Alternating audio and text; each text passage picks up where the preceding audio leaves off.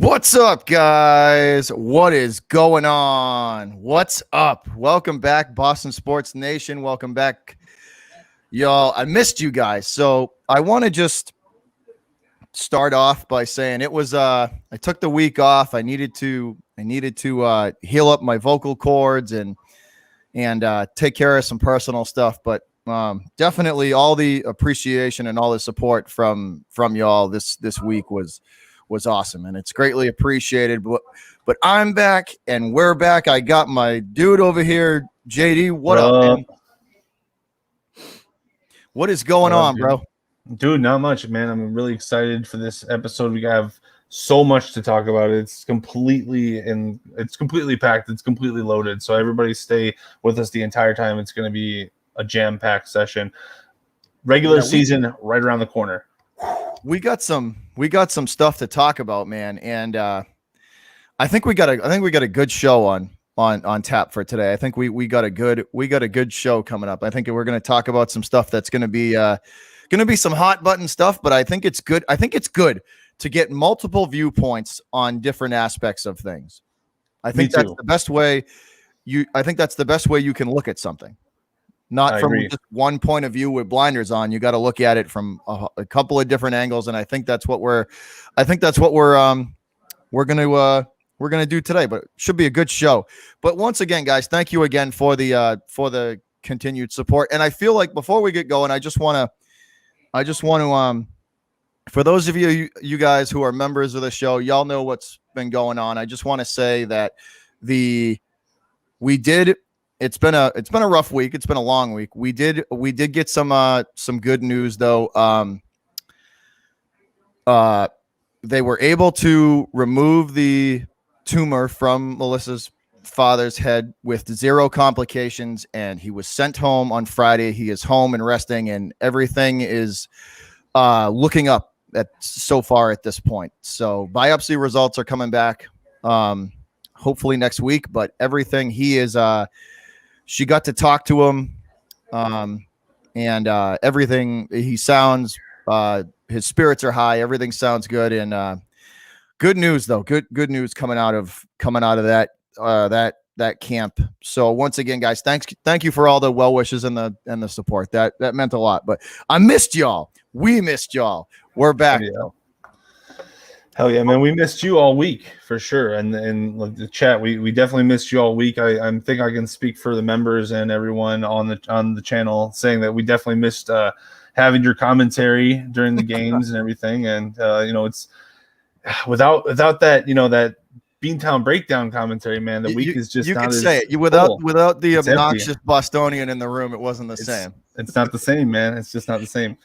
Anyway, yeah, man, we got a lot to talk about, and we're really happy to have you back, and it's awesome. So, what's the first topic then? Are we going to start with my guy? We are going to start with your guy. We're going to start with Justin Fields. My guy. I wasn't able for the little little research that I was able to get in this week, and the little bit of sit down time and some free time that I had. It was everything continues to point in the upward direction for Justin Fields, and I'll let you. I want to hear your thoughts from a Bears fan's perspective. Over the years, I mean, he seems, even though it's the preseason, he does seem like he is on point and just the evolution of Justin Fields. So I just want to get your thoughts on it, man. I'll sit back and listen. Well, dude, I'm exploding with excitement.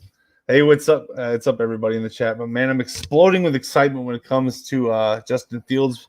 Man, it's just like, man, because we've never seen a guy wearing the orange, white, and blue, dark blue, man, like very dark blue. We've never seen a guy just drop dime after dime after dime. Like with Cutler, it was, oh wow, what a great throw, and then 8 bad throws. with Fields, it's just dime after dime. And I know everyone in the chat. I hear you already. I already hear you guys. It's the preseason, JD, man. Oh, stop freaking out. It's the preseason. But like, I was the guy for the last month, 3 months, whatever it's been, saying, no, we got Andy Dalton. Let him start, let him play, let Fields get the playbook, let everybody get it going. But I just don't want to anymore, man. Like that throw to the back of the end zone on the run, bootleg with pressure. I was like, give this kid the ball and just get away. Just stop messing with it, man. You don't want to just leave Andy Dalton out of this. I'm done anymore. I'm done with that. I feel like he's winning us over more and more every time he takes the field. We've been craving a guy like that for so long. He looks like a tall Russell Wilson, dude. A tall Russell Wilson with more like oomph on the ball, man. It's just it's exciting. It's all I can say. All I can say is exciting. What is your take on it, man? So from the outside looking in, because I'm not a Bears fan, everybody knows that. But from the outside looking in, and this is why it's good, because you get, like, JD gives his thoughts on my team as an outsider looking in, and I give my thoughts on, and it's always good to get that outsider perspective, because you get like what you get a feel for what fan bases outside of your own are looking at, at Fields as. And from the limited stuff that I've seen, like the highlights and just the tape and the reading the articles from Chicago, from the media who follow the team, too much hype. It seems like the media and the people who follow the team are definitely on board. It seems like the organization believes in him. They definitely have high praise for him, and just from what I've seen, he seems to be very coachable, which is for rookies like that. I think that's important, for them to be coachable and for them to have the ability to sit, for Nagy and just his offensive team to sit down with the kid and teach him, and him be able to, to retain, not only to just for them to teach him, but him to retain it and then use it on the field. And I think just from game to game, you've seen that the mistakes he made in the first game, I saw way, less of that and that's what you want. You want the progression, of especially with the rookies. You want to see progression every game. You want to see it the product get a little better. That's the ultimate goal. You want to see the product get a little better. You want to see him take the coaching and use it, and exactly. The fact that he's taking it and using it also shows that he's understanding. The wheels are turning. Like a different guy from Ohio State. Like, he looks like a different man. Like, he really he looks like he's Justin 3 years later in just 1 year. Like, it's amazing, because I watched a ton of Ohio State ever since we drafted him, a ton of Ohio State tape, and I was like, man, he's got a lot of talent, but there's a little looseness, there's a little raw. Dude, when he took the field yesterday, it was tight. He was just like, I don't know. He was just everything was with a purpose. Everything was with a purpose, locked in. I loved to see that. His focus is, you can see in his eyes, bro. Eyes say a lot about a quarterback. Tom Brady's eyes are like this. Always, always just, I'm gonna kill you and stuff like that. Justin Fields was like a young lion, dude. He looked like a lion out there. Like, he's about to eat some people, man. I'm so hyped about this kid, man. I just can't. I'm okay with letting him sit a little bit longer, though. I'm okay with it. I'm not like gonna have a panic attack if Andy Dalton sucks for a few weeks. But you do want to get Justin Fields. Like, sometimes it's better for him to sit a little bit and see the speed of the game. Just True. To get it's gonna get faster. I was just gonna say, because preseason's a very bland, very vanilla, very like plain, what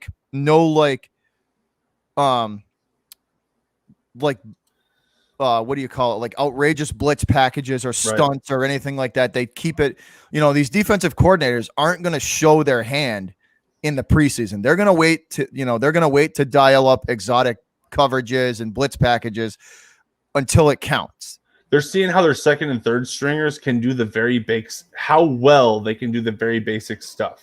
So that's why you don't see, like you said, exotic blitz packages and creative defensive things. Like, the Patriots, great example. The Patriots in 2007, we won't ever forget this. They did not give a crap about the preseason, 0-4. Then they went 19-0 or 18-0 and 18-1 or whatever. 18-1. Yep. They didn't give a fuck about preseason, dude. No, they didn't care at all. Oh, we'll get to that big play slate. We're gonna get to everything. It's gonna be exciting. That's pretty much all I have to say about Justin Fields is that I'm just overly hyped, and I like if Dalton struggles for just a few games, I'm gonna be like, put him in now. So I would be now if I was a Bears fan, I would be perfectly content with letting Fields sit for like 6 games and just get him. But here's the thing. I know it seems like a lot, but that's not a lot. You're gonna have 12 games left. Let him sit for the first month and a half. Let him watch the film. Going over, and the breakdowns, and just see how. By watching the film for a month and a half, I think he's going to see how corners and safeties react to certain way. Like I said, you give him that information and let him process that, and then. When he's confident when he's confident enough, that's when you put him on the field and you pick a good game too. Don't put him out on the field against like a Super Bowl contender. If you're going to put him out on the field, I would put him out on a Lions opponent that's more, on an opponent that's more favorable, because let's say he goes out and shreds it, it's rookies are all about that confidence roller coaster. You know what I mean? You gotta, so I think them sitting him and not just rushing right in to start him would be the smartest move. I'm with you. I'm with you. But it's just when you see that much talent, and we've never had it. Like you guys over there in New England, man, you've had it for so long. You've had the consistent year in, year out. We've been very, very lucky. We've been very lucky. It's just one guy, but I mean, you have a great coach who finds those guys. So nobody else found Tom Brady. So you got to give Belichick credit for that. But no, exactly. I'm with you. You got to see the playbook. You got to see the game when it's faster. You got to see what the regular season is actually like. It's not going to hurt him in the preseason. It'll make him worse. In fact, it'll probably give him more motivation when he gets on the field. So I don't know. I think you're right. As much as it's going to like pain you guys to see this guy just, the future, the future is sitting on the sidelines. Like, it's there. But we're hoping it's there. Yeah. It looks like it's there. I think patience in this situation would benefit them. If not 6 weeks, then at least a month. The first four games. Some of us were rooting for Caleb Haney at some point, dude. Like, we've been down a rough road. Okay, it's been hard. Okay, it's been a hard road. I can imagine. Tough. It's been hard. Anyway, I'm done with my sorrow and my excitement. It's a good combination, I suppose.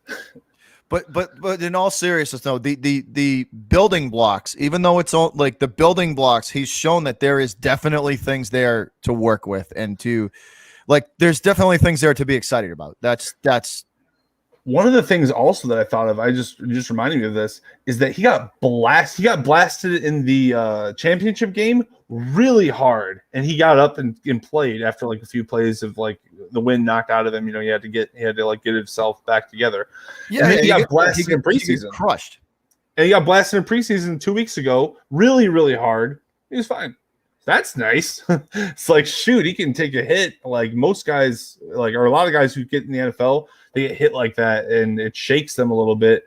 Not him. He didn't get bothered by it too much. There's memes about it. That can absolutely shake a rookie's confidence. Getting lit up like that. It's going to happen, though. It's definitely going to happen.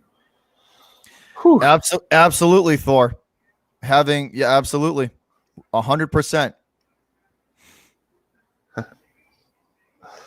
Heck yeah, man. So let's go from one quarterback duo with Dalton and Fields across I-90, down I-90, headed east towards the coast, and we're gonna head towards Foxborough, Massachusetts, and Gillette Stadium, and let's talk about the. I feel like we've kind of been beating a dead horse with this, but like the Mac Jones and the Cam Newton situation. Hey, it's news. But it seems like there's just something new to talk about with it, some new aspect of it every week. And this week we kind of got like a little. We got a little snippet that was interesting. Newton. So, and we'll dive in. We're going to go into this a little farther here. So Cam Newton, what's up? What's up, man? What's up, Swampy Acres? What's up? So we're going to dive right into this, right? Newton, if you're outside of the New England area, you're not a Patriot fan, and you're listening to this podcast, Cam Newton had to sit out practice because of the old C-19 protocols. He did not test positive. I repeat, he did not test positive. After further research, it was basically what happened was he was okayed for a doctor's visit outside of the New England area. The team knew about this a month in advance. He was okayed for the doctor visit to go see whatever specialist he needed to go see. Went and saw him, came back, took the proper test, went through the proper, he took the test, got a negative result. It was a paperwork mess up, basically. Somebody, whether it was from his team, his team of guys that handles him, or the Patriots organization, the team of guys that handle that's the C-19 stuff with them, they didn't send the paperwork into the league, basically. And since they didn't get the proper paperwork saying that he was negative and he could return to the team, facility and start, resume normal activities. They had to sit him out for 5 days. Now, I mean, if you're in kind of a QB situation where Mac Jones and Cam Newton are, sorry, and you're Cam Newton and you're basically told, you gotta sit out because we didn't get your proper paperwork in. Imagine Cam Newton being told that, sorry, we didn't get your paperwork, Cam. You got to sit out for 5 days, even though so not only did he have to sit out, but he had to take multiple more tests to confirm that he was still negative. Yeah, that's crazy. Put yourself in Cam's shoes and how that would have, imagine getting that news. You're in what some are calling a QB, battle for QB1, and you got to sit. That's not good. That can't be good. Cam couldn't have been happy with that news. Well, Cam, yeah, exactly. Cam's probably gone to that doctor. I'm assuming, but I assume that Cam's probably gone to doctors outside of the league, outside of the team for years. Back when he's Carolina and stuff. So he's not thinking anything of it. He's just going about his business, just doing everything the way he does it. Other people make mistakes. And he has to pay for it. Yeah, that's ridiculous. Yeah, see, and it just goes down to the flaws of these protocols. There's so many flawed. It hurts everyone. It doesn't if one person messes up, other people suffer that had nothing to do with it. It just doesn't make any sense. So let's dive a little deeper into that though. So he sits. He's got to sit for 5 days. Jones goes out and goes to practice. They have a joint practice with the Patriots and the Giants, and he throws 18 straight completions. And lights them up during practice, right? And drops an absolute dime to Jacoby Myers during that practice, right? That's pretty great. So Cam can't even practice during this time? So, well, he did return. Oh, Right? okay. So he finally was able to return. But as I just think that's like I think you said it perfectly. Like there's flaws in the way that system. Like there's definitely flaws, and we'll dive like this. You know, Cam and Mac are neck and neck. Like they're Newton will probably start, but having Mac Jones breathing down his neck like that is not, like that's constantly keeping pressure on him, which is, it's not necessarily a bad thing, but like when something comes up that's out of your control, that's it's highly unfortunate for you. And a lot of people painted the false label on him, like, oh, he doesn't care about the team. He's an anti-vaxxer or whatever they said. That's not what it is. He literally was going out. He was trying to comply. It's just other people didn't do exactly what they wanted them to do, and that just wasn't enough for the league. And the league has these policies that are just overly bearing, in my opinion. It's just way too much. That's the way I see it. It's not that Cam didn't care about the team. Cam cares so much about the team. Cam loves football. So that's just something that's an unfair thing to paint him as. And it's really it's like you said, it's just these rules are, they're just, they hurt people. There's so much collateral damage when you're supposedly just trying to help people. And I would ask this question. I would bring it into this. I would even bring the conversation further and say this. What's so different than last year? Wasn't it worse last year? I thought it was worse last year. But I thought people were supposedly dying more last year, and it was more contagious last year. But now all of a sudden, now we have to up the ante, even though there's less people who are. It doesn't make any sense to me. Yeah, and we kind of talked about this off screen, and you brought some of this stuff up, right? And like we could scroll through this, right? Like we could scroll through this. I mean, this document, look at that, says page 50, 51, 52. You know what I mean? Like it's 50 pages of if you have the shot, this is what you got to do. If you don't have the shot, this is what you got to do. It just like you look at this, look at the page number, guys. Like this is it's. Oh, sorry, just, I'll go slower. Like look at like you're talking like 50 plus pages of documents, and it's basically just telling you what you got to do for either side. And there's all sorts of different aspects of it, and like look at that. It's 50 pages of stuff. Failing now there's all sorts of different aspects of this that go into it. Like we can the owners and the owners of the league and the owners of these teams and the NFL, the owners of the league, I get what they're trying to do. They're doing the best they can with the given situations and trying to yeah, if you're Cam, this is what you have to abide by. The intentions of all of it were to just try and make it as safe a work is, trying to make people as comfortable as they, as comfortable and as safe as they possibly could during the given circumstances. But you're adding, when you do something like that, right? When you say, if you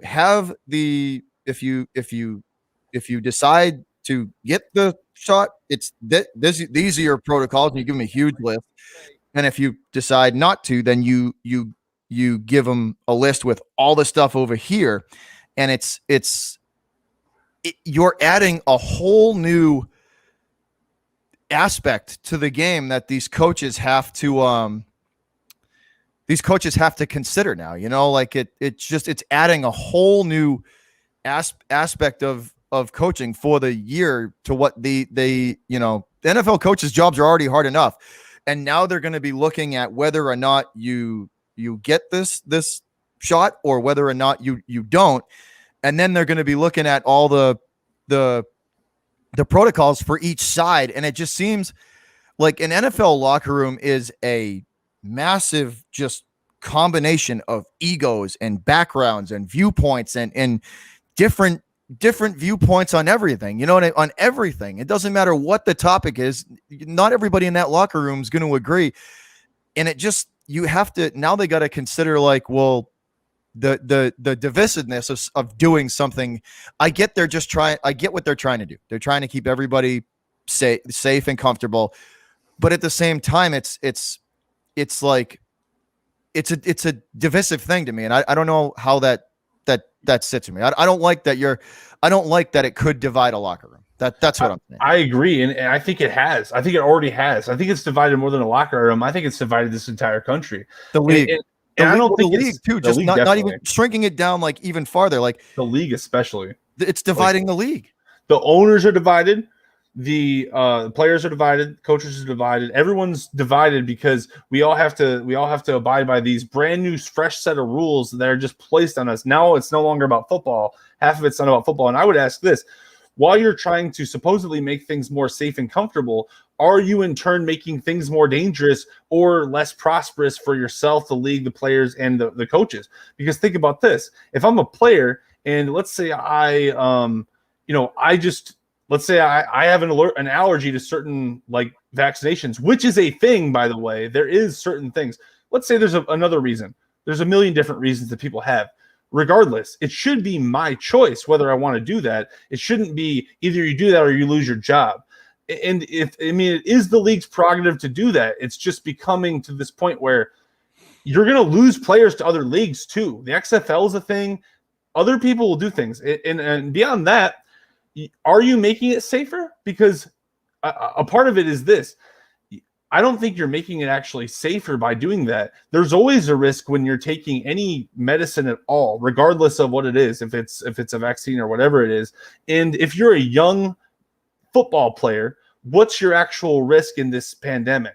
If you're if you're an older person, I understand what they're trying to do. But if you're a young person, what is your actual risk? Is it significant enough to take the risk of vaccination? I'm sure they're weighing all of those things individually. But as a league, are they going to be a pro-choice medical league, or are they going to be a league where it's our way or the highway? And I think that that's very dangerous territory to get into for legal reasons, for business reasons, and for a lot of other reasons. And I think it's like you said, it's just divisive, and the coaches no longer have to worry about they don't have to worry about who's the best player. They have to worry about who's the most compliant and I guess the best worth it player. It's makes it very messy. It puts a lot of different. I mean, like I said, an NFL coach is already a stressful position because he's got to worry about. He doesn't have to worry about one. Like these assistant coaches under him have to worry about. They have one job, one specific job. The coach's job is to oversee everything. It's a wide spectrum job. Oversee everything that goes on the field. And sometimes even off the field, because he's got to help these guys through. That the coach is a tough job, and I think by adding a whole new set of stuff to go by, you add a whole new different element to it, and it's just their job's already hard enough. That's what I agree. It should be like entirely on the trainers, and I hope it is. I hope that they don't ask the coach like, "Oh, is this what do you?" Yeah, I don't know. I agree. It has the potential to be a really like and I get it has the potential to be a really divisive thing. That's all that I'm getting at. And like people could lose their people could lose a starting position or even a spot on the team simply because of a status. This is the security staff too. So they're telling the security staff like it's weird. Like the NFL is basically operating as if they're a nursing home. They're basically going off of the protocols of like everyone to the they're operating. The NBA didn't do this. The MLB didn't do this. Where like don't get me wrong. I fully I'm just trying to give everybody that's listening to this podcast a bunch of different viewpoints on it, And I get why people want to be safe. You always want to be safe, but at what cost? At what cost? Are you gonna tear down your entire league for it? I don't know, man. It's getting strange awfully fast, and I just can't wait for the league, the season to start. I think as the season starts and people get more focused on football, a lot of these protocols will become less and less important. Maybe I'm hoping. This is just optimistic. I just want everyone to focus on football. That's what I really love. It's just an interesting topic because it adds, like we said at the beginning of when we started talking about this, it adds a whole new aspect into that. Well, you mentioned like a scarlet letter aspect, didn't you? Talk about that Yeah, for a second. That's something, because it's like, not only are you saying these, I don't like mixing business and personal life. Personal life, like your personal life, your personal decisions are that. They're personal. Nobody, unless you tell someone your personal life, it should remain personal, and you shouldn't be judged for personal, especially in a sport. Public sport. Well, especially in a sport, right? If you're a professional athlete, your merit and how you conduct yourself on and off the field is what should matter. Like, are you a professional on the field? Are you a professional on the field? Are you a good sport? Are you professional, and do you conduct yourself in a professional manner? And then off the field, like, oh, the guy does a lot of, he's really good at he's really good at what he does on the field, and he's a good sport. He's a good sport. And then you go off the field with it, and he does a lot of charity, so whoever it is does a lot of charity. Well, you're a professional, but that should have nothing to do with your personal decisions, your medical decisions. Personal in general. It doesn't matter what it is. Personal life is personal life. Business life is business is business. And True. when you say, like, oh, like, when you have two separate rules for something, it mixes. It's going to mix the two, and when that happens, it usually doesn't have good results. And especially if you're going to get punished for making what you think, so you consider something in your personal life. You take all the information, you do your own research, you take all of that information that you have gathered, and you make the best decision for you. And yet some other place, or your place of wherever, business or sport, is going to punish you for a decision. That's the part that I don't like. Like, mixing business and personal, it never ends. Most of the time it never ends good. And that's where we were saying, like, me and you were both saying, like, when you add this whole different aspect into a game like football, basketball, into these professional sports where the athletes already got enough to worry about.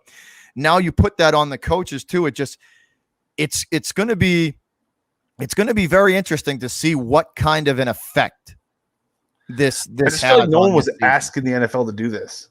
Nobody was like saying, hey, NFL, you got to like up those protocols by like 30-40% and make things just a little bit harder for everyone to do their job. Last year was fine. Like, the NFL season was, it wasn't ideal, but it was fine. It wasn't as bad as this. They made it through. They made it through 16 games in. They made it through 16 regular games, an entire postseason, and a Super Bowl. And they didn't really have this much. They didn't have 90 pages of protocols that every single person down to the concession stand has to follow. That's a little bit nuts, in my opinion. And honestly, I feel like the only people that it hurts, I feel like, is the owners and the league itself. The players, there's other leagues sprouting up out of nowhere. And yes, they won't make millions and millions of dollars, but they'll cut into it. They'll cut into it, though. Sports is huge. You're not, you're only shooting yourself in the foot here, in my opinion. And I, like, from the owner's standpoint, you talk about like looking at everyone's perspective. The owner's standpoint, I bet a few of them are like, bro, we are being stupid right now. But a few of them are like, oh, we got to do this for whatever reason they feel that way. I bet they're divided. I bet the owners are divided as well. To me, it just never seemed like it's never a good idea to mix the two. It's just not. I agree. Because everybody has their own like I said, personal is personal. Everybody has their own values and stuff. You have friends with different personal opinions on everything, but they're still your friends. You know what I mean? Like, it's just like, I don't know. That's how I look at it. I'm very curious to see how all of these separated rules for the different groups. You know what I mean? Like I'm just curious to see how it will, because I do have a feeling it's going to affect it's going to affect it in some way. It will. It's just going to be, it's something we'll monitor it here. If believe me, if any big news comes up from it, or we, yeah, we'll definitely look into it. And if there's anything that's crazy happens, I'm happy for Cam that Bill Belichick came out and said, no, Cam's a starter. No, Cam's a starter. Yeah. That was my Bill Belichick impression, by the way. Cam's a starter. No, it's like, it's just a very interesting topic, and it's a very it is because they have to manage it too. Like, they have to manage it and make sure not only the coaches, but the owners too. They have to manage this as well and make sure that it doesn't divide their locker room. And how doesn't it really go against people's human inalienable rights? Like, basically, if you don't get this, you have to wear certain thing. You're like, what? So everyone knows that I didn't do that now. Like, you're basically putting me on the spot right now. Like, yeah, no, and that's a completely different thing. Like, it's basically showing everyone, fan, anybody in the live crowd, anybody watching on TV. It's like singling. I don't like it. I don't like it. I don't like when somebody. I don't like when people. I don't like when people. This whole thing is a sketchy situation. All of it. Everything I don't like it when people punish people for a personal decision, and it's it's a business. I agree. Don't mix the two. That's just what I like. Don't it never works. It never works out well. Yeah, I agree. I think that right there said enough. Don't mix it. Does not. Yes, it does not mix, because you're right. It doesn't mix. There's too many problems at hand when you try to do that, and it piles up fast. But so we talked about the Cam Newton stuff for a little bit, and we talked about these, the protocols and how we saw Cam have to suffer for that, for somebody, basically a paperwork screw up. Yeah, it wasn't. I don't think it was. It's funny though, because as soon as people found out that he was in or placed in those protocols and on that list, it was immediately jumped to the worst case scenario when you wait for the Boston beat writers to do their job, and they're like, guys, he's fine. It was a simple paperwork. It was just a screw up in communication. Yeah, so many people jump to the worst. You're right. They jump to let's say that was the regular season. Put it on any team. Your starting quarterback has a paperwork mess up, and now he's got to sit for 5 days. Yeah, that would ruin your entire week, because now you wouldn't be able to prep at all. That you're right. That from that standpoint, especially from that, I gotta glue this on here. From that standpoint, especially, it's especially handicapping, I suppose, or kneecapping, you could say, because how can your quarterback then prepare for what that defense is going to do to them all week if they have, or not even just your quarterback. Let's say it's your left tackle, and your left tackle is out of sync because of some you have to put a rookie in there because the veteran's out. Yeah. Or there's some paperwork mess up again, and you just lost a game because your quarterback kept getting sacked because your offensive lineman didn't have all his paperwork in line, and it's not even his fault. It's the people who handle this stuff. Man, it's so convoluted at that point. That's the word I was looking for too. It's that's just convoluted. There's too much going on. If he's, if he's sick, sit him. If he's not, you can play. When did that stop being a thing? I don't know. When you have the flu, you don't just play. Even though back in the day, people would play with Jordan was famous for playing with the flu game. But why weren't people back then saying he's putting everyone at risk? Everyone's at risk now. But that's a legendary story for Chicago. But apparently that'd be bad nowadays. That's unacceptable. You're putting people at risk. I don't like that, man. That's too much. But let's head back down I-90 back towards the Windy City and talk about your Bulls. So they've been busy, JD. Finessing. They've been finessing, dude. That's what I call it. So we have. You got some stuff to talk about for your Bulls. I know you got yeah. a few topics that you want to hit on. So it's all you, brother. Okay. Take it away. All right. We had absolutely 0.00% chance of like re-signing Lauri Markkanen unless he was like dirt cheap, I suppose, and like he'd come off the bench. And for some reason, the Cleveland Cavaliers gave us Derek Jones Jr. Dude, this guy, man, this Arturas Karnosovas, this dude right here, man, he is a fleece, man. He is a thief. He steals stuff. He said, "Oh, you got a nice young dunker that I can steal, like, and I can just have like 3 dunkers on my team and just lob that." Like Lonzo's gonna have freaking Zach LaVine to lob to, Vucevic to lob to, freaking Patrick Williams to lob to. He's gonna have DeMar DeRozan to lob to. Now he's got Derek Jones Jr. off the bench to lob to. Every time Lonzo has the ball, there's gonna be someone to lob that ball to. This dude has thought of everything. He's thought of everything. Arturas Karnosovas, we are not worthy. We are not worthy. We are not worthy of you. We literally were a trash franchise for 10 years. He comes in like 400 days later. We're 8 deep. We're ready for the playoffs. We are 8 deep, bro. We are 8. Anyway, that's all I have to say. We're 8 deep, and I'm psyched. Also, actually, one more thing. Patrick Williams. If Patrick Williams can blossom into the guy we see in Summer League during the regular season, that 29 point a game. He's playing. Can I just interrupt? Williams is playing really well in Summer League, like really good. But it's Summer League. So that's where I'm like, okay, well, we'll see what happens. But he did average 12 points. What was it, 12, 4, and 4 or something like that? He wasn't bad last year. He's just young. He's got more teammates now too, so he'll have more opportunities to score because he'll have guys who will set him up, like Lonzo will set him up more. I think the bench help is going to help Williams. I think the depth on the team now is going to help Williams out a lot. There's going to be more spacing on the floor because there's people who can shoot, there's people who can dunk. There's going to be more opportunities for Williams to grow.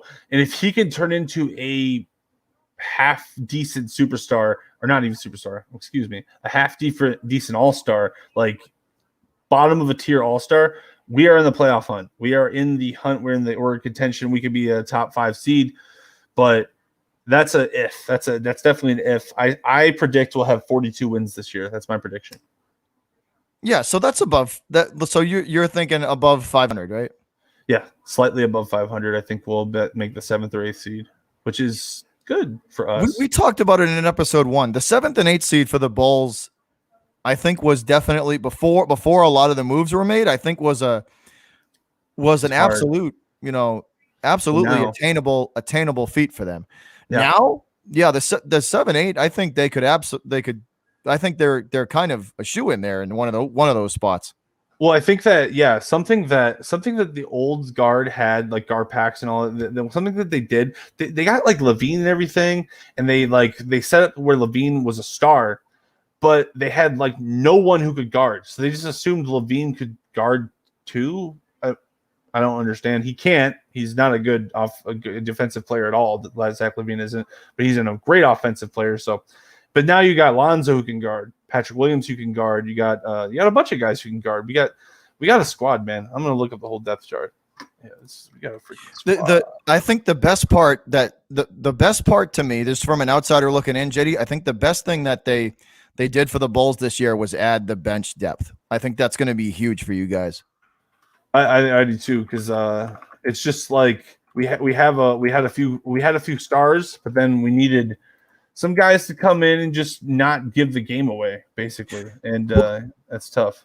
No, that's huge though, because you can actually sit LaVine and you could sit your starting 5 now with confidence and give them a breather and know that your bench is not like 1,000% complete trash. And they're not, like you said, like you put it perfectly, they're not just going to give the game away. And instead of your bench getting 6 minutes of rest, they get like 2.5, and then they got to go back in there. Right. Like we don't, like instead of Feliciano, we have Alex Caruso. And instead of Kobe White being our starting point guard, he's our backup point guard. Mm-hmm. So, that definitely changes things, because then Kobe White, he's not a bad player. It's just, he's not, against bench players, he'd be a lot better. So it's nice. It's nice to see. we have a very bright future in Chicago from both a football standpoint and a basketball standpoint, and especially in the basketball side, we have to give it up to the new GM. He's amazing. So let me just address one comment in the chat real quick, please, because I can't ignore it because I'm a Celtic fan, and I have to. So this says Bill's the Lakers will be the NBA champions again this year.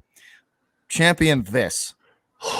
Go Boston. I mean, I really hope you're wrong. I hope you're wrong, and I hope that they have a hell of a good team now. But there's two things that could destroy them. Go ahead. I think me and you are going to say the same thing about the weakness of the Lakers. But go ahead. So off on a tangent real quick here, guys. We'll address this simply because I couldn't ignore it because I'm a Celtic fan. But go ahead. I like talking basketball. I'll talk about any team. So the Lakers, I think that one of three things. So injuries, obviously, that's number one. That's what derailed them last year. Number two, Russell Westbrook could absolutely just be like, all right, LeBron, it's my ball in the fourth quarter, and that would be catastrophic. I could see that happening. Or I could see the age and the slowness of the Lakers just catching up because, man, the West is fast-paced. But if they are able to manipulate the slowness of the game, they'll win a title. That's the only way they win a title. That's three things that could derail the Lakers, though, pretty easily and pretty quickly. So me and you pretty much it's the age and the age, which also affects the speed of game because they're going to play a lot slower. Now, can they like you said, can they slow the game down enough where they can play like that all season long? That's a tough ask. It is. It's tough. JD, think about how old these guys are. They're like, how many guys are over like 33, 34 years old, you know? It's the oldest on average team. I think it's the oldest team in the history of the NBA. I'm pretty sure that was a fact. And you're telling me that they got to last all season long like that. That's tough. That's a big time ask. Both get hurt consistently now. LeBron was an Iron Man for 16 years. Yeah. But the last 3 years, he's gotten hurt 3 times every single year. Now, one of those years it was minor and he won a title. So take that for what it is. But he did get hurt. So it's creeping up on him, that age, that father time, it's slowly creeping on LeBron. I hope he doesn't win another title. I think he's won enough titles in his life. I think he's had enough chances to win titles in his life. So I definitely, I hope he doesn't. I hope the Lakers don't win. The only thing I'd be happy about if the Lakers won is that Melo won a title. I'd be like, all right, Melo, now you can retire in peace. But that's about it. Everything else, I'm like, nah, screw you guys. I don't like the Lakers either. I'm a Bulls fan, but I don't like the Lakers. I hear about them too much. Every time the media, anytime anyone in the entire world, I've said this a million times, anytime anyone in the entire world is remotely thinking about leaving their team that's like an all-star, the media is just like, they're going to the Lakers. We'll trade them a second-round pick, and they'll give us them and a first-round pick. It's like, they'll be like, we'll give you a second-round pick for Kevin Durant and a first-round pick. That's the Laker media. It's so annoying. It's like, okay, Lakers, shut up. Like, you guys are so stupid. All right, so we're gonna debut a new little segment here, guys. So this is just gonna be a fun little segment for about 10 or 15 minutes, but we're gonna call it shenanigans, and it's basically where we can talk about whatever we want. Like it can be sports related or not, but I'm just gonna say, I was sitting having lunch with a bunch of the guys that I work with, a bunch of the crew that were on one of the jobs. I was sitting there having lunch at Harvard Square in Boston, and there's about 5 of us sitting there eating, and I don't know, maybe I don't know, 30 feet from us, there's a really nice like cobblestone sidewalk, and it's just a nice area. And I think the funniest thing I've seen in about 4 years happened, and it's this uppity dude who was in like a really fancy, probably it looked like an Armani suit, and a really nice like leather briefcase.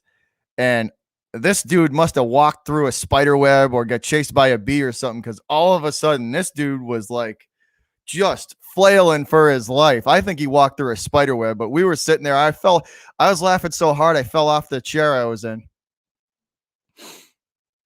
It was the funniest thing I think I've seen in 4 years. Dude must have walked through a spider web, because he's wearing a suit. Sudden, man, he was flailing around like it was his life depended on it. Oh my god, that's funny. Wow, where's that again? It was downtown Boston. Downtown Boston, yeah. Oh my god, how was the? How was that? You went to the game recently. That was pretty good, huh?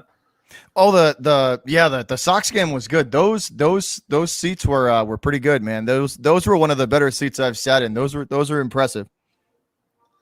Yeah, the guy built. Yeah, shenanigans. It's a good time. I'm trying to think of what I had something prepared, but another one. So another time, yeah, right? I got another one. A little. Yeah, so where we're working in the city in somewhere in the I think it was the financial district. It wasn't the financial district, and a lot of like the like areas in front of the financial district, the buildings, the areas in front of the buildings are nice like granite pavers. Now, when they normally the grounds crews of those buildings and the maintenance crews of those buildings do a pretty good job of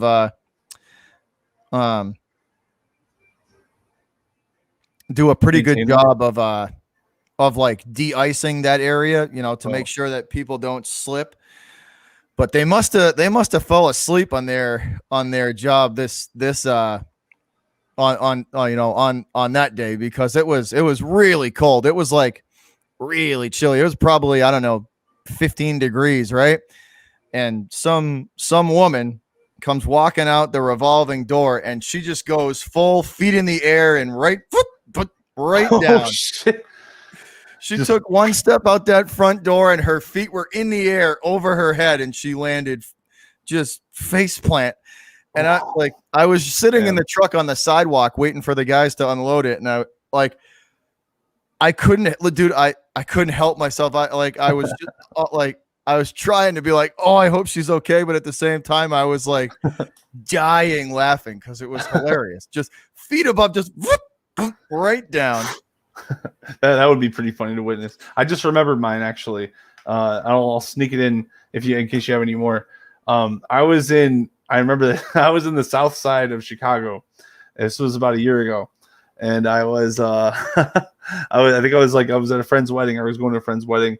And, I had a Cubs hat on, Cubs World Champion hat on in the South Side of Chicago. Cubs World Champion hat on, right? And nobody gave me any problems. It's Chicago. There's people who's Cubs fans. There's Sox fans. Nobody's going to give you that much crap unless you're literally at a Sox game with the Cubs hat on. That'd be a little bit much. But regardless, so I was at the airport. I was at the South Side Airport. I forgot what it was called. And there's these birds above me. They're sitting right on this White Sox champions 2005 or something. I don't even know, like 15 years ago. Old sign. They're sitting up there, and I'm on my phone, and they shit on my hat. They shit on my Cubs hat, and I was literally like, "There's no way. There's no way they know what hat this is. They didn't shit on anyone else. They just shit on my hat."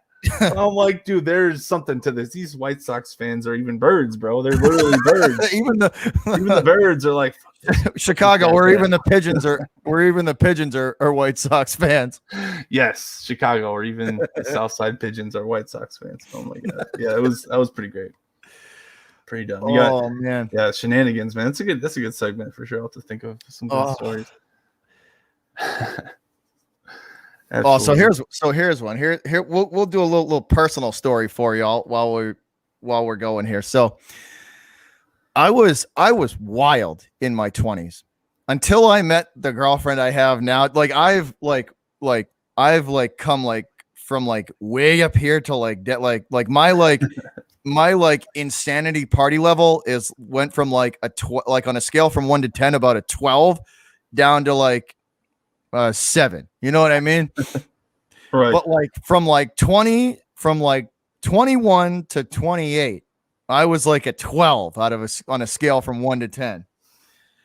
And there was one night we went to a bar in Rhode Island. It was I forget the club name now. It's beyond me. What is it called?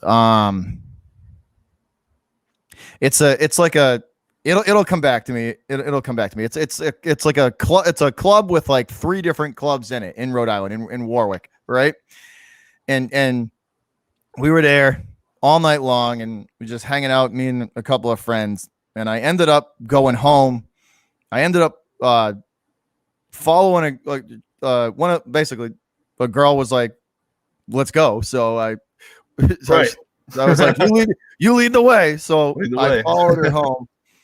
I remember walking in her house, walking up the stairs to her apartment, walking in her door, and then the next thing I know, it's about 9 o'clock in the morning. My shirt is over my head, and I'm asleep with no drawers on in the hallway. Wait, what? How did this? That's how I woke up in the morning.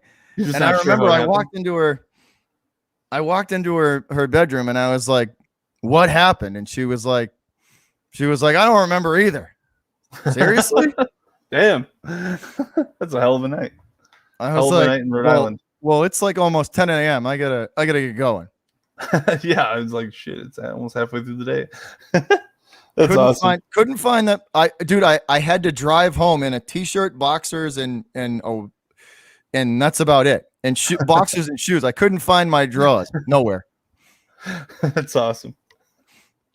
Couldn't find them anywhere. In the chat, they're talking about the Celtics' chances to win or to make it to the title this year. Wait, hold on. Never mind. We're still doing. You want to do you have any more shenanigans? No. So shenanigans are over. So that's going to be a new segment we're going to add in here, guys. About 10, 15 minutes of just straight up hilarity, whatever we want to talk about.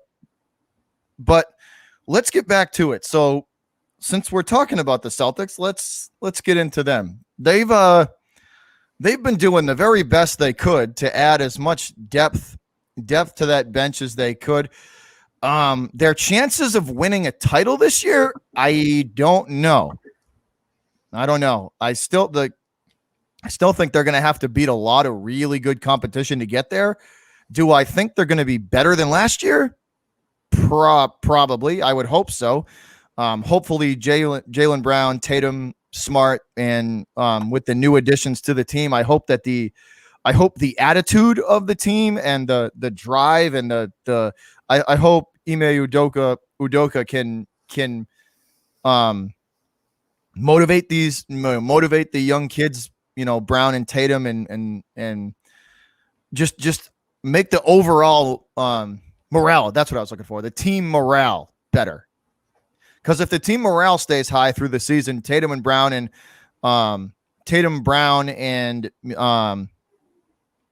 they're gonna stay mentally, locked in, physically locked in. They're not just going to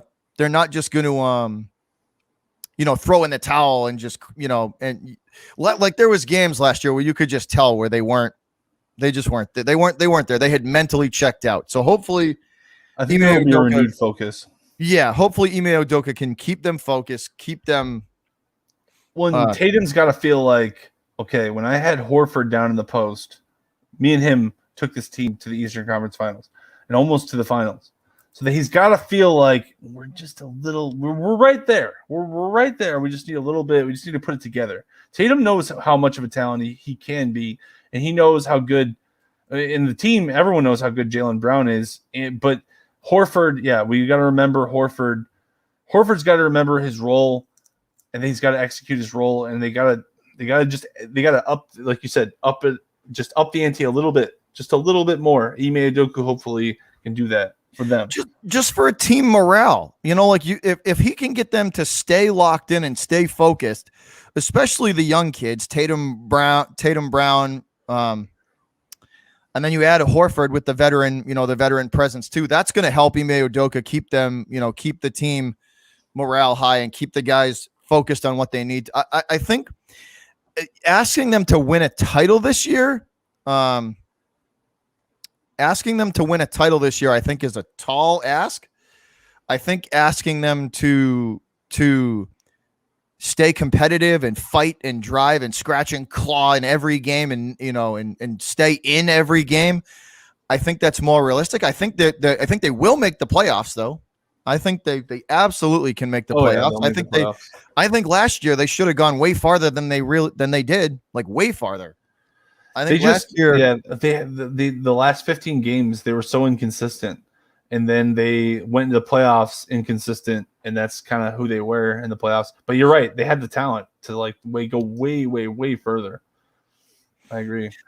Bill, I didn't give you the finger personally. I gave the Lakers the finger. You're a member of Celtic Nation. You're part of the team.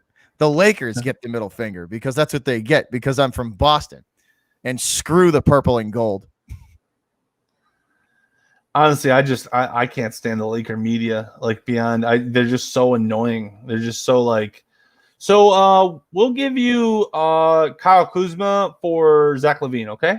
Right? Is that good? We cool? You can throw in a second-round pick if you want. That's the Laker media. They're so stupid.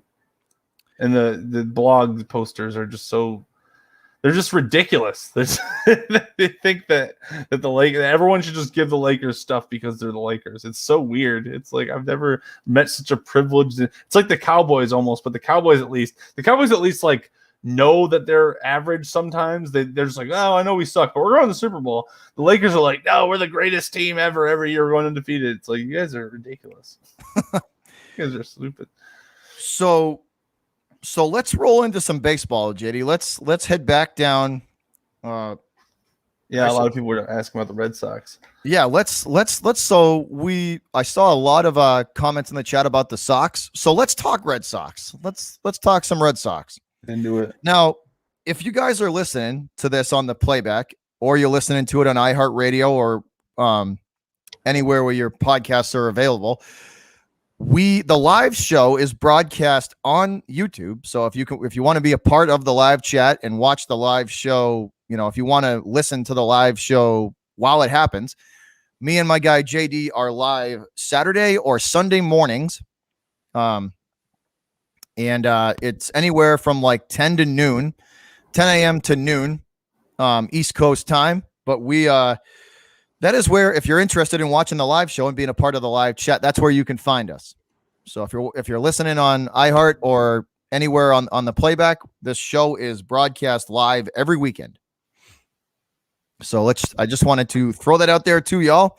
But let's get into some Red Sox talk, JD. Let's get into some baseball. So big news from Red Sox camp. The two Boston Red Sox have tested positive, unfortunately. That's the leadoff man in Kike Hernandez, who has been absolutely huge for us, hitting in the leadoff spot.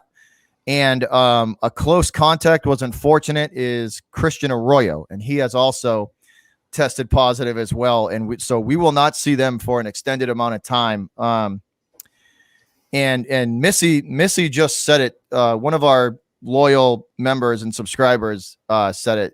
She said Arroyo can't catch a break, and no, he can't. He had to play first for Bobby Dahlbeck, for a struggling first baseman that we had, for a struggling Bobby Dahlbeck at the time.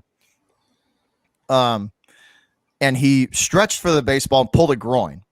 And that takes forever to come back from. And then he finally is feeling better and he tests positive, and now he's got to be out again.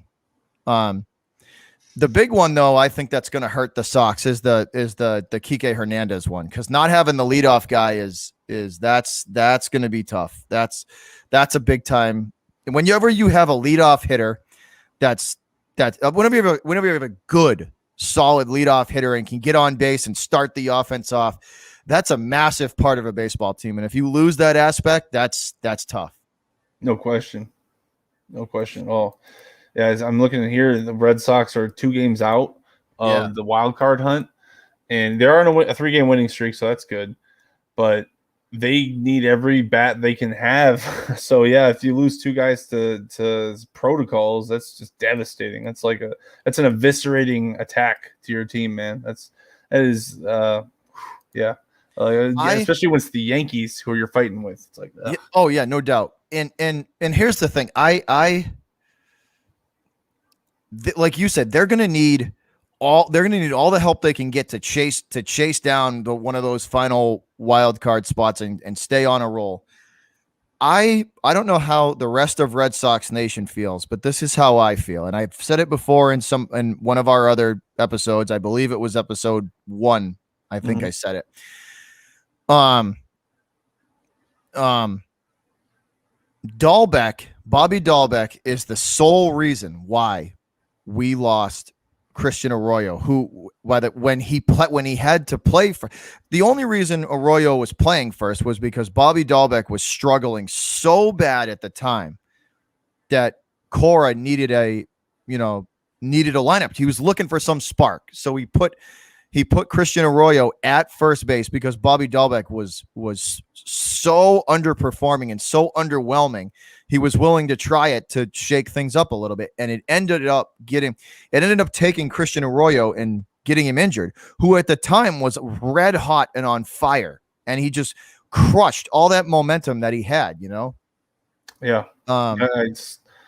So it's just, it seems like the 3-game win streak, they're finally starting to build a little bit of they're going to need, like you said, they're going to need all of the help they can get. So these 2 setbacks, losing Arroyo and losing Kike, especially only now being 2 games back, they need this. Like they need all the help they can get. So they're losing your leadoff man who has been producing pretty much all season long is a massive, massive blow to them. And they gotta hope that they can keep it somehow, just stay afloat until they come back. That's all you can do whenever you lose people you lose guys to things that you can't control. It's not even injuries so much. So it's like, that's even beyond your control, but this is like an airborne event. Yeah, an unfortunate event. Exactly. So, and one that you may not necessarily even need to sit, but they're telling you have to. So how frustrating is that for you? Like, if you're mostly healthy person and you want to help your team, but you can't, it's just, ugh. Oh man, that's infuriating. I'm sure. Well, like you said, it's completely out of their control. So they tell them, okay, you got to sit now for like 10 days, Yeah. And with the regular season winding down, and you being told you got to sit for 10 days, that's like that can be like 6 to 10 games, it's 6 to 8 games. Yeah. That can make the difference between a wild card spot and not for this, for this team.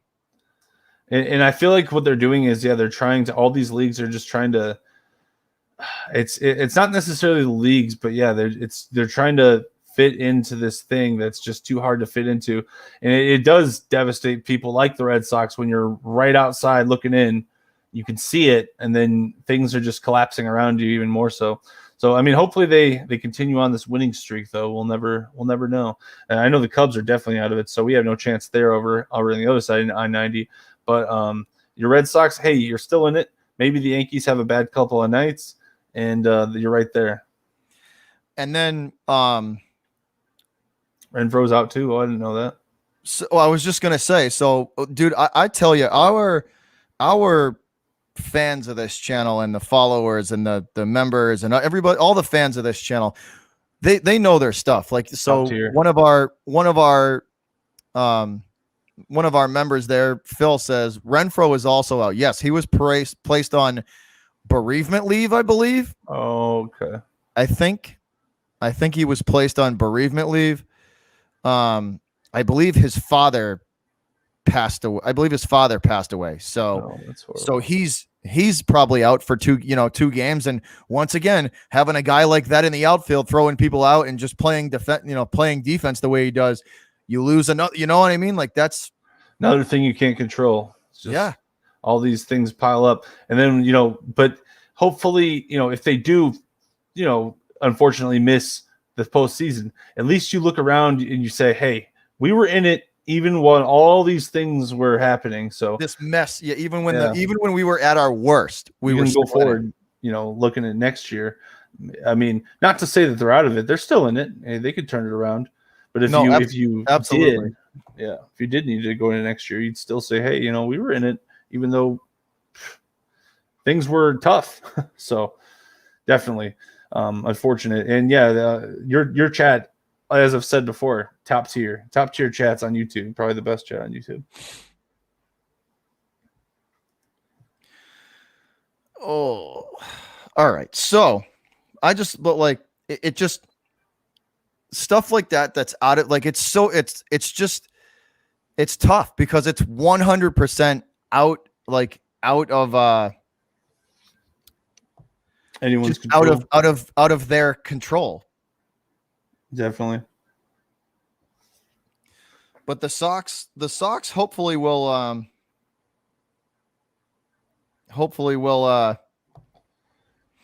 be able to stay in it and get Kike, get our leadoff man back and get back healthy and be able to basically resume right where they left off before Kike and them were hurt. So that's the hope. Yeah, my George Rubio says congrats to Ryan Blanley on his third win this season. What an exciting Coke 0400. My dad was actually at that game yesterday and sent me a couple of clips. It did look exciting.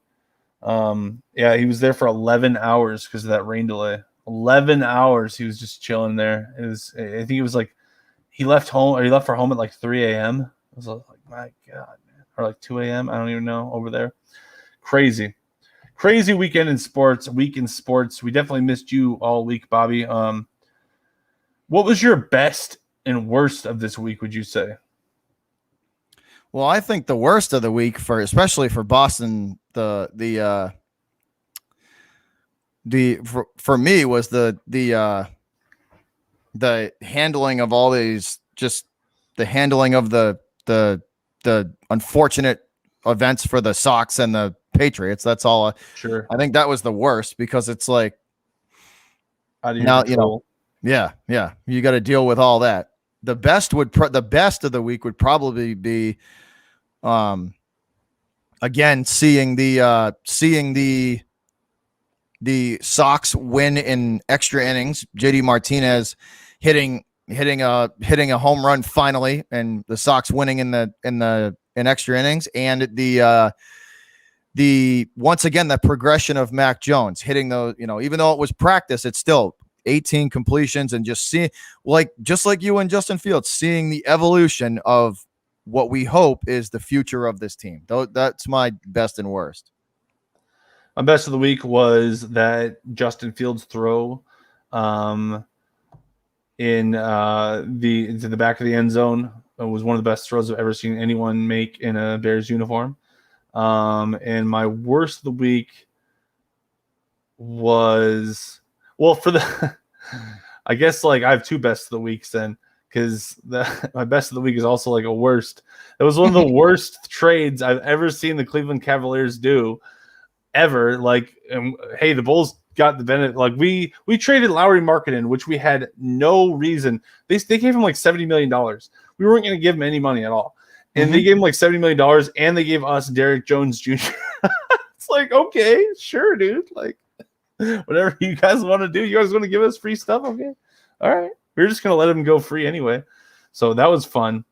Chicago, it's been a good week for us. So I guess we have two bests in Chicago. It's been a good week for Chicago. To add to the whole Bears thing, I think Nagy and his style of play and the offense that he wants to run, I think the Bears could surprise some people this year, especially if the final 10 games of the season you get to see Fields in there. I think they could absolutely run up on some teams and surprise them.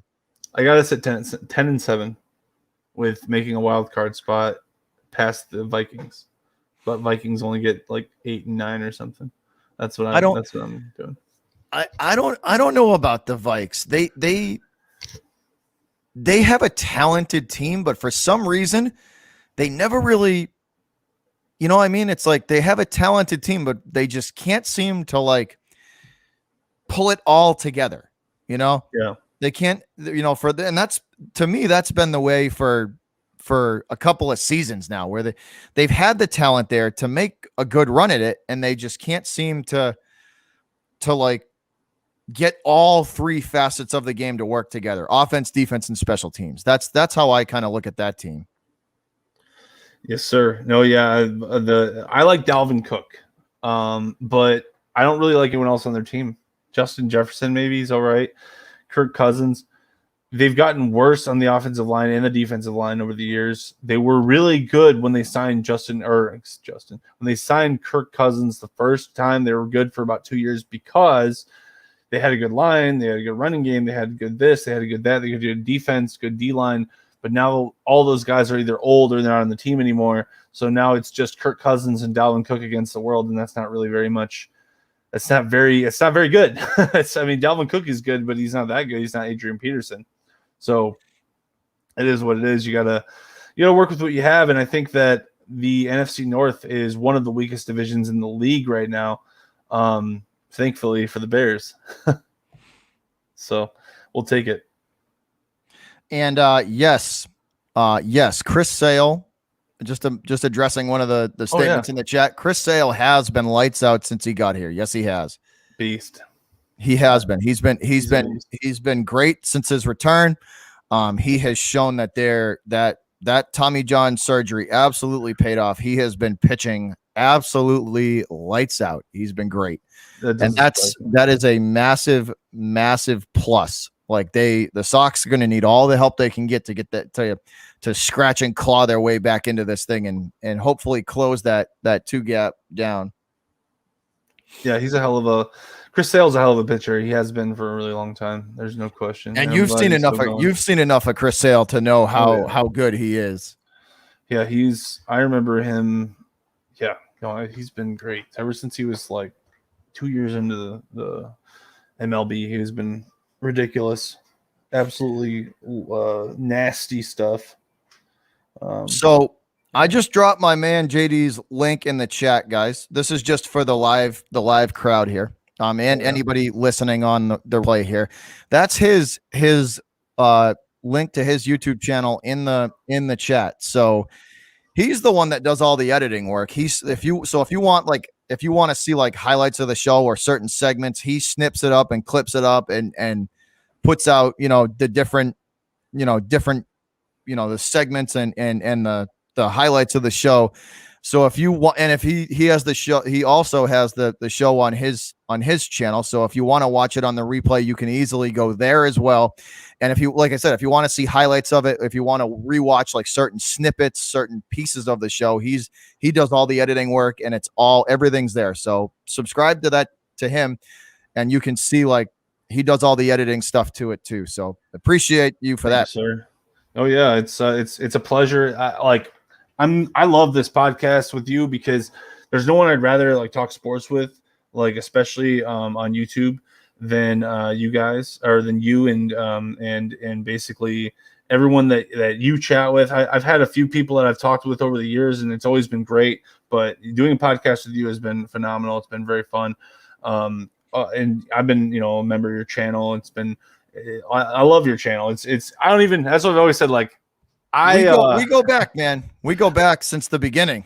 I love your play-by-plays. I remember being at work, just listening to your play-by-plays, like because you paint this picture, dude, of the game, and I love that. And I think that's why people love your commentaries and your play-by-plays because you just paint such a great picture, and it's a pleasure doing it with you because you know exactly what you're talking about all the time. And you teach me stuff all the time about sports. It's very interesting. So, but yeah, man. I'm just hyped for next week. We're going to be talking about regular season, bro. Regular season football is back next week. What is the opener for the Patriots? What is that? Let's see. I believe it is somebody. I believe the opener. Let me look. Hold on. I forgot the Bears too. I'm gonna look that up. We'll have to talk about the Patriots opening game is September 12th, Miami. a 4:25 game against Miami. Oh man, so the games aren't. Oh, I'm so stupid. I thought it was next week for the games. No, we have to wait a weeks. whole week. September but next 12th, week they got to wait. They get the week off. They get an extra week off. It's September 12th. I should have known that. They do that every year. Make me wait So a whole other week. They get that week of rest, and then they get the week. They get that full week of rest, and then they jump into it. Roger Goodell. Anyway, it's all good. Sorry, I'm just hyped. But yeah, it's exciting. I'm glad you're back, man. I'm glad everything's going good for you and your people and your family and everything. That's number one, most important. But yeah, man, is there any other topics you guys want to cover? We went that first hour. Allow me to hit on that one more time. Yeah. Before we get out of here, but before we head into the final segment of the show and let the fans ask us some stuff, I just want to reiterate. So for all the members, you guys kind of already know the heads up about what was going on. But for anybody who didn't, and you guys are who's not a member and you didn't you didn't get like the full behind the scenes thing. I just want to now that we have a couple more people in here, I want to say just a massive thank you guys. First of all, I missed y'all. I missed being live with you guys and chatting with y'all. It's been it was a rough week for a little bit. For a little while, it was a rough week.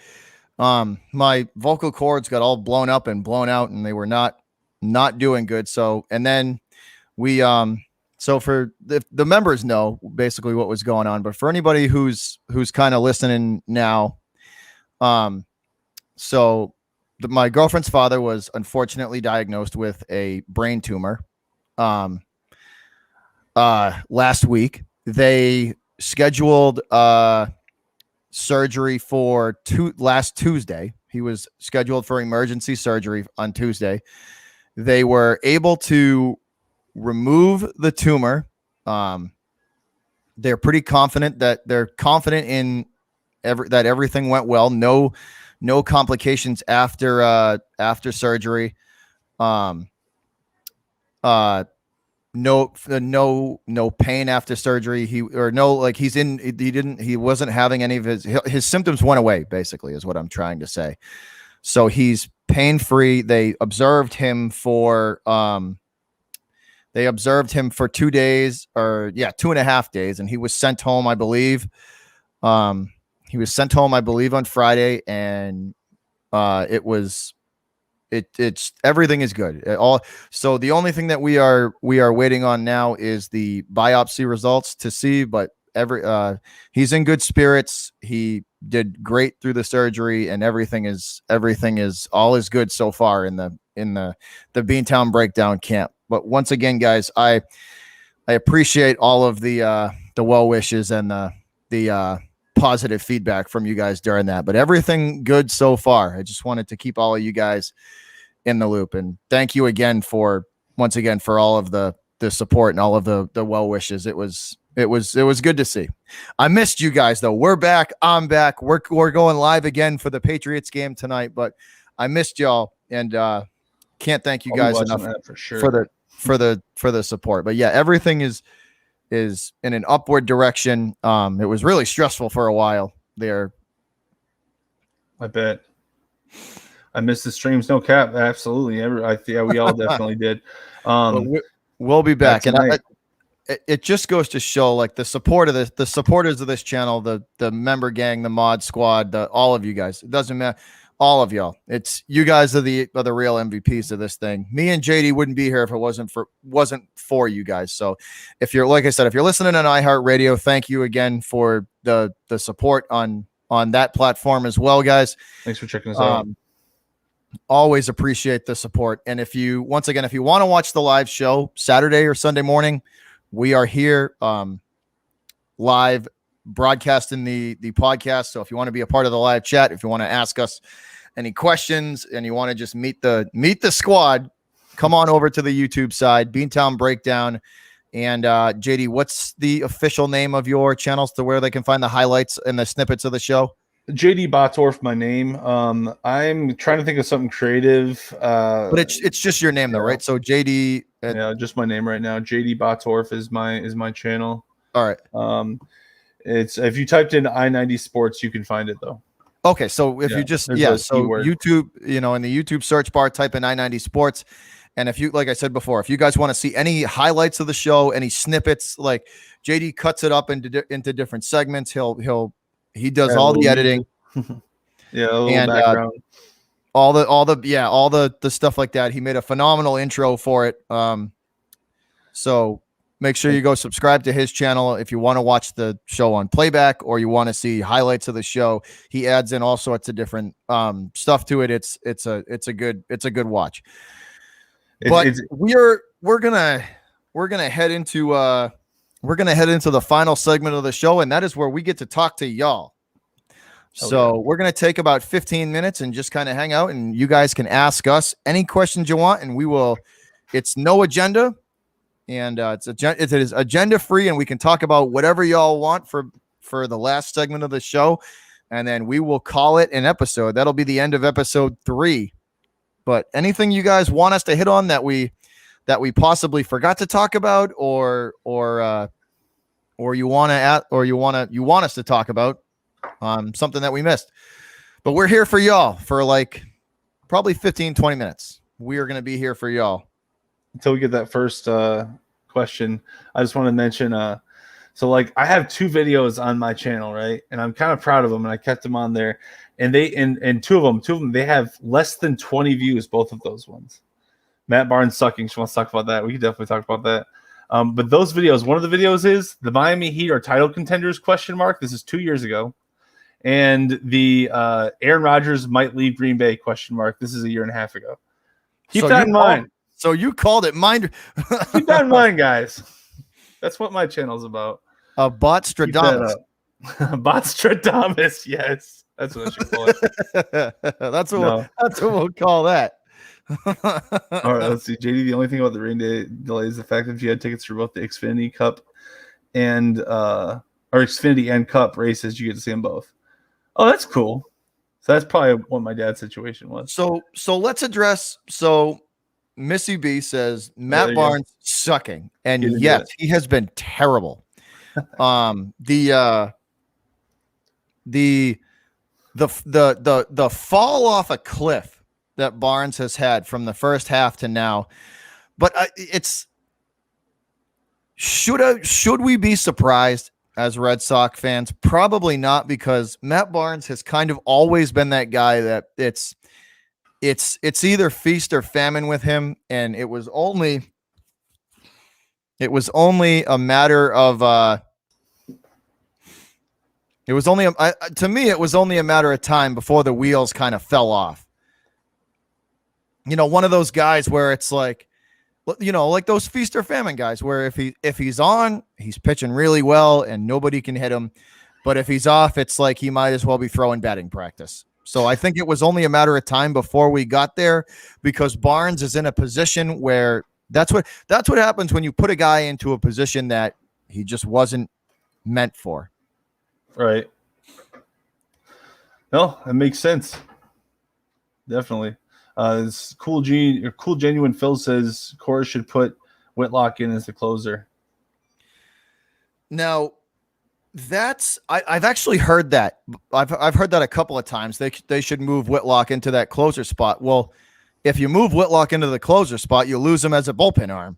Who's going to pitch the 6th, 7th, or 8th? He's like one of the only 2 reliable guys they have. So I think Cora's not moving him into a closer because he needs him where he's at. We all know this, Red Sox Nation. When I say they, I mean upper management of the Sox. Upper management of the Sox punted on making moves for the team. They did. They punted on it. They were like, you know what? We're gonna ride this. We're going to ride this train out the way it is right now. And if we get to a title, we do. And if we don't, too bad. They punted on that.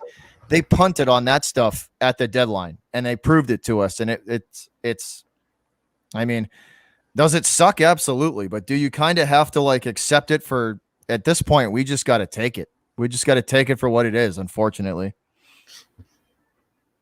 Missy B says Saura Mara pitches every damn day. He does. And he's 30. He's like 37 too. Jeez. Bill Tortolet says we need to bring back Craig Kimberly back right now. Or we need to bring Craig. I can't even read today. I'm sorry. We need to bring Craig Kimberly back right now. Yeah, Kimbrel needs to come back. Or if it's not Kimbrel, then they need to find themselves a designated closer. That's a better way of putting it. They need to find themselves. I don't care if it's a vet. I don't care how they need to put a designated guy in that spot. He says, "Get cool, genuine." Phil says, "Get rid of Perez and Robles. They are garbage. Throw up." Robles and Perez. They just, I think the Sox upper management was hoping that they would pan out. And I see why Robles is still here because he throws hard. But once again, what's the point of throwing hard if you can't locate it? Nothing.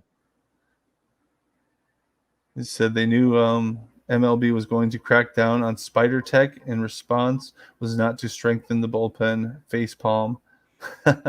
Yeah. No, absolutely. They crack down on the. I just think Red Sox management, upper management as a whole, just disappointed me this season. They have seriously disappointed me. Me and you, JD, we've gone into this multiple times. Mm-hmm. We've gone into this multiple times that the Sox are a $3.5 billion organization, and you're telling me that as a Red Sox owner, John Henry couldn't just punt the $700,000 or $650,000. So basically, to win it, let's just put it in layman's terms, right? If you're John Henry and somebody told you, "Hey, John, in order for you to win a title, you got to spend $600,000 and go over the luxury tax, but you could give yourself a serious chance at winning a MLB. You could give yourself a serious chance at winning the MLB title." And the fact that he just shut it down, like, that's the most frustrating part. When you're one of the top 3 organizations, net worth organizations in baseball, and you're not willing to do that, like that was disappointing. And we'll get to Missy's comment too about the umpires.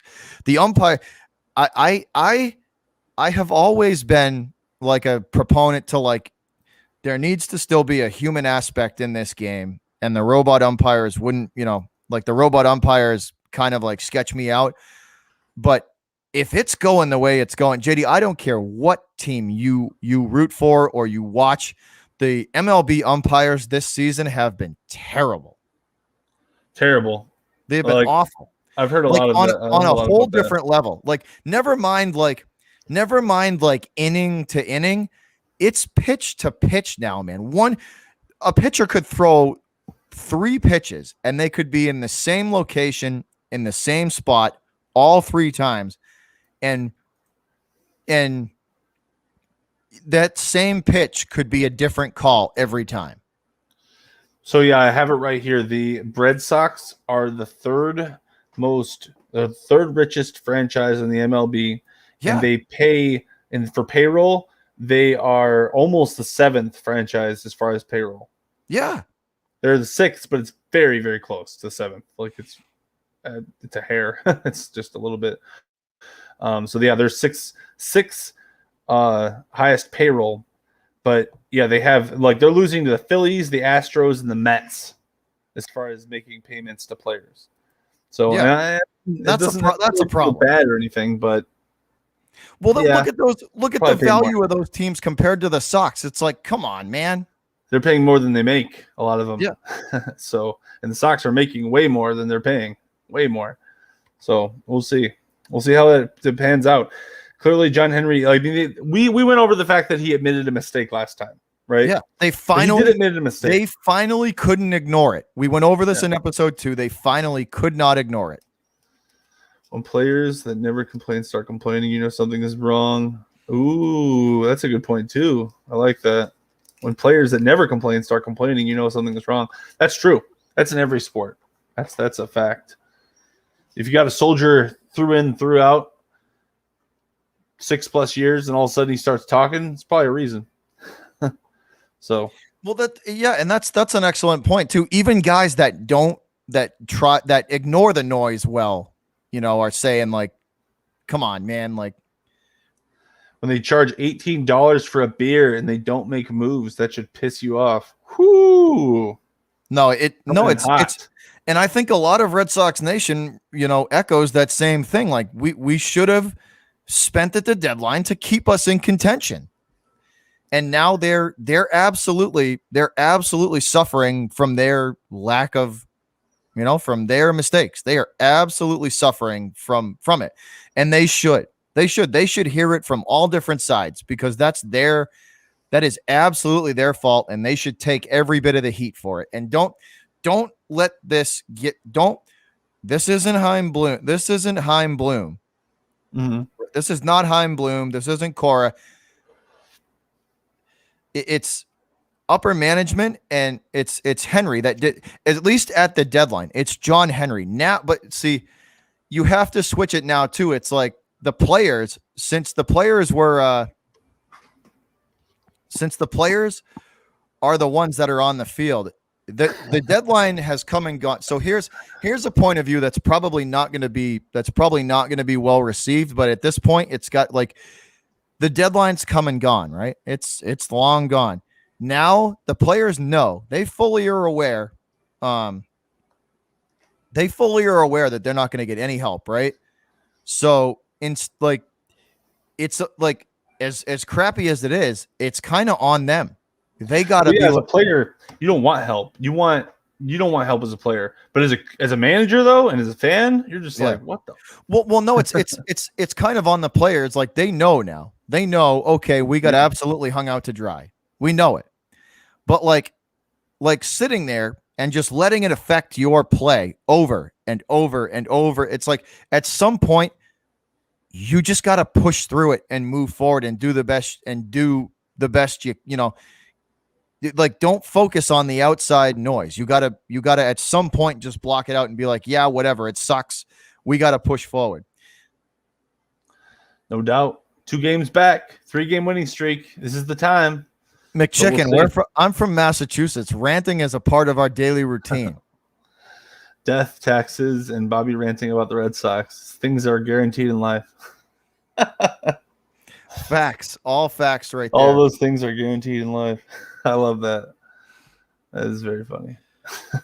But you got anything else there, JD? You got anything else? No, man. Brother? I'm just I'm ready for this Patriots game. We covered a lot of definitely. If you guys didn't hear the first hour of it, I will be uploading it on my channel again, or you can just re-listen on this channel, obviously. And check out Bobby for the Patriots game tonight. Come back to this channel for the Patriots game tonight. That's all I got, man. I'm beyond hyped for the regular season now. I'm like overly impatient, and what I'm going to do for the next week is just look up like what the Bears are gonna. I'm going to look up our players, our depth charts, everything, and I'm going to try to give a real in-depth preview next week for the Bears, and the. Oh my God! It just slipped my mind. The hopes and stuff going forward. What to look for? Yes, what to look for with the preview. The Rams, the Rams. Yes, the Bears and the Rams. The first game of the season opener against the Rams. We see a familiar face in Matthew Stafford. The Bears have faced him quite a bit, although this is a very fresh young team. I'm super hyped though, so that's all I got, bro. That's it. I'm just so happy to have you back. Once again, guys, JD's link is in the chat. Missy B just dropped that link down there. If you're not subscribed to him, like I said, he does a lot of editing work for the show. He clips up different segments, and he'll put highlights in there of stuff we're talking about. So if you want highlights of the show, or you want to listen to it on a replay and just like listen to certain segments of it, like he said, the first hour we covered a lot of the different protocols and what both of our viewpoints on the different opinion, on like we try to give you. Here's what we try and do on here. We try to give you a whole bunch of different viewpoints coming, so you don't get one view and just blinders on. We try to give you guys a wider point of view from different issues. So I think the first hour of the show was very good. So if you all want to watch it on the replay and you want to see like clips and snippets and highlights of it, once again, JD's link, he just put it in the channel, and the guy's he's like 33 shy of 800. So if you guys know, that's true. Boston Sports Nation, any members of my crew, guys, this guy has been with me since the beginning. And I mean the beginning, like 30, like 20 or 30 subscribers or less. Like I've always loved your style, man. I've always thought you had a lot of long haul. So everybody does. Another thing, also, yes, and thank you for that, bro, and thanks for featuring. I'm so happy to have you on. Happy to be on a podcast with you every week. It's really a blessing. And one of the things that we had last week, which you guys don't want to miss, especially if any of you are at all interested in the Colts situation, we had a Colts reporter by the name of Lawrence Owen, which he has a YouTube too. He was great. He was great. We're definitely going to work. We definitely are going to work more with him in the future for sure. Yeah, he was phenomenal, and that was a great podcast last week, the week before. So, but yeah, thanks for having me, man. It's been great. But I think that's it for today, guys, for today's episode. Thanks. Once again, thanks for all the well wishes. Thanks for all of the support through the week. I'm back. We're back. I-90 Sports is back. The live streams will continue as scheduled. Once again, guys, thank you again for all of the continued support. And we will see y'all later. I think, we will see y'all later. I'll see you later. I'll be live again for the Patriots game. And once again, just to say it again, JD does a phenomenal job editing on his channel for the podcast. So if you want to see a specific snippet of the show or highlights with be working on it all week. Yeah, so just different snippets of the show. He does all the editing, and he's phenomenal at it. So if you guys want to check that out, and like I said, support. It's one. So if you here's my bit of advice to y'all, to YouTube land. If you're any of your favorite creators, they have their crews that roll with them, and they have guys that have been, they have people, they have channels that have supported them too. Everybody has channels that always help them. So. And this is a giant. It's all about working together, man. If like the channels that support your favorite channel, you should support too, because everybody works together. Everybody succeeds. Everybody grows and goes places they want to go with it. So there's so many great talented people out there too. It's too easy. It's too fun to just. It's good to embrace it. Embrace it. Absolutely. So, like I said, JD's been a huge part of the channel. We've known each other since pretty much the beginning. He's been there since the start of this thing. So I was thinking of Coach K too. Yeah, but yes, I appreciate you, man. I just like being just hanging out with you, bro. It's great. It's just fun, man. We have fun. We have a good time. And once again, I appreciate all the support, guys. Please let's make it a goal. We're gonna let's get JD to as close to 1,000 or there and beyond. Thanks, bro. I just want to keep on doing this podcast as much as possible. But hell yeah, thank you for having me, bro. Let's do it. Once again, though, guys, thank you again for all of the continued support. Me and JD really do enjoy coming on here and talking to you guys. For anybody listening on iHeartRadio, we appreciate all of your support too. On that platform, any of the platforms that this is broadcast on. Thanks again, guys. Appreciate the continued support of this channel. It truly is amazing seeing it go the places that it has. It's been great, and it's been a hell of a ride so far, and we are just getting started with this. But I will see you guys tonight. I'll see you guys for the Pats game tonight at 6. Tell your friends. Let's get to Bobby to 4K. 4K subscribe. Let's go. Pats at 6. Let's go. I will see you guys tonight for the Patriots game tonight at 6. Go Pats. We will be again. Our I-90 is back on schedule. We will be going again live next weekend. So episode 4 coming up. Appreciate you guys. And I will not be doing the Red Sox I will not be doing the Red Sox game because I'm not trying to push my vocal cords to the limit just yet, because literally they just started to feel better. So we're going to stick to the Pats game, and I might not be as animated as I usually am because I'm not interested in – I just spent like a week like practically not even talking to anybody to try and get these vocal cords back to normal. But Good idea. But we will be going live for the Pats game. Once again, JD, as always, brother, salute. Thanks a lot. Much appreciated. We're out of here, guys. Everybody have a good one. I will see y'all at about 5:45 p.m. for the Pats. And we're going to take out some frustration on them damn Giants. Hell yeah. But we out of here, guys. Have a good one. Go Pats. JD, you got any advice? You got anything you want to say? No, go Pats.